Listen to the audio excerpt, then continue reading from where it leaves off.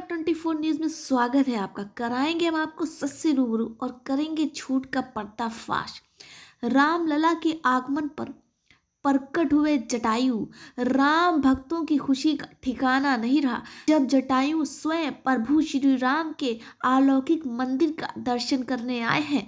अयोध्या में जिस गांव में जटायु का झुंड देखा गया था, गांव वालों ने कहा लगभग 20 वर्षों बाद गांव में जटायु देखा गया है।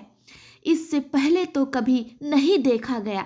जब से राम मंदिर बना है तभी से अयोध्या में अचानक जटायु हर जगह देखे जाने लगे हैं। लोग कह रहे हैं राम मंदिर की प्राण प्रतिष्ठा होनी है। इसी प्राण प्रतिष्ठा में भागीदारी बनने जटायु अयोध्या आए हैं, क्योंकि इससे पहले तो कभी नहीं देखा गया था। जटायु विलुप्त प्राणियों की श्रेणी में रखा गया है सरकार की ओर से, लेकिन रामलला के दर्शन हेतु जटायु एकत्रित होने लगे हैं। अयोध्या में राम भक्त बहुत ही प्रफुल्लित हो रहे हैं जटायु के आने से।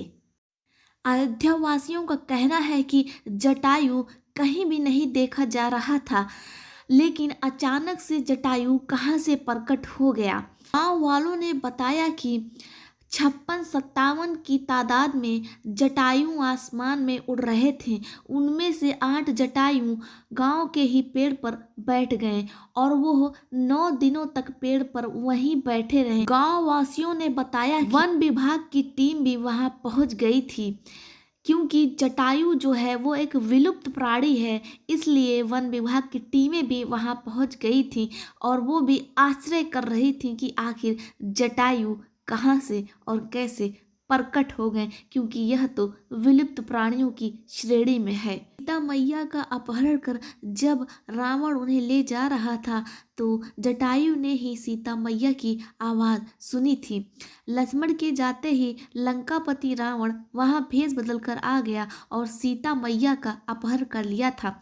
बलपूर्वक रावण ने सीता मैया को अपने पुष्पक विमान में बैठा लिया और लंका की तरफ उड़ने लगा। रावण का विमान जब छत्तीसगढ़ के दंडकारण्य से गुजर रहा था तो सीता मैया की आवाज़ गिद्धराज जटायु के कानों में पड़ी और जटायु ने रावण को ललकारते हुए रास्ता रोक लिया। सीता मैया को बचाने के लिए जटायु और रावण के बीच भयंकर युद्ध हुआ, लेकिन रावण ने तलवार से जटायु के पंख काट दिए, जिससे वह मरणासन स्थिति में जमीन पर आ गिरे। रावण सीता को लेकर लंका की तरफ रवाना हो गया। सीता मैया की खोज करते हुए जब राम और लक्ष्मण दंडकारण्य तरफ बढ़े तो उन्हें रास्ते में घायल जटायु दिखाई दिए। पहले तो लक्ष्मण ने समझा इस विशालकाय जटायु ने ही सीता मैया को खा लिया है। लक्ष्मण ने अपना धनुष उतारा और उस पर बाढ़ चढ़ा लिया, लेकिन तभी राम ने उन्हें रोक दिया, क्योंकि जटायु कुछ बताना चाह रहे थे। जटायु ने राम को आशीर्वाद दिया और कहा कि अच्छा हुआ तुम आ गए। जटायु ने राम को बताया रावण सीता का हरण कर दक्षिण दिशा की ओर ले गया है। सीता को बचाने में रावण ने उनके पंख काट दिए। उन्होंने संघर्ष के दौरान टूटे हुए रावण के तीर भी दिखाए।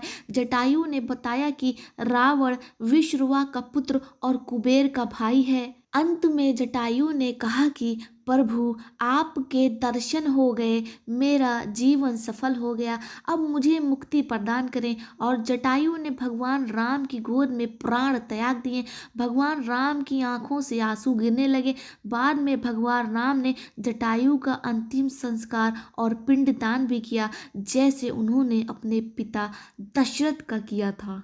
पौराणिक कथाओं के अनुसार गिरिधराज जटायु ऋषि ताक्षर कश्यप और विनीता के पुत्र थे। त्रेता युग में संपाति और जटायु नाम के 2 गरुड़ हुए। ये दोनों देव पक्षी अरुण के पुत्र थे। दरअसल प्रजापति कश्यप की पत्नी विनीता के 2 पुत्र हुए, गरुड़ और अरुण। गरुड़ जी भगवान विष्णु की सवारी बने, अरुण सूर्य के सारथी बने। संपाति और जटायु अरुण के पुत्र थे। बचपन में अरुण और गरुड़ दोनों भाइयों में ऊंची उड़ान लगाने की होड़ लगी रहती थी। तो एक दिन आसमान में उड़ते हुए सूर्य के पास चले गए। असहा गर्मी से व्याकुल होकर जटायु तो लौट आए और पंचवटी में आश्रम बनाकर रहने लगे, जहां महाराज दशरथ से परिचय होने के बाद दोनों मित्र बन गए। उधर संपाति के पंख सूर्य के ताप से जल गए और वे पृथ्वी पर गिर पड़े। जटायु ने बलशाली रावण को जमीन पर पटक दिया था। जटायु के आने से अयोध्यावासियों में खुशी की लहर दौड़ रही है। क्या आपने भी राम मंदिर परिसर में जटायु को उड़ते हुए देखा है? रामायण में जटायु की बहुत अहम भूमिका रही है। विशालकाय जटायु पुरुषोत्तम राम के मित्र थे, जिन्होंने सीता मैया को बचाने के लिए अपने प्राण त्याग दिए थे। श्री राम ने जटायु को जीवित करने की बात कही, लेकिन जटायु ने कहा, प्रभु आपके दर्शन हो गए हैं और ऐसा सौभाग्य दोबारा नहीं मिलेगा, इसलिए मुझे प्राण त्याग देने दीजिए। रावण के कारणवश जटायु को अपने प्राण त्यागने पड़े थे।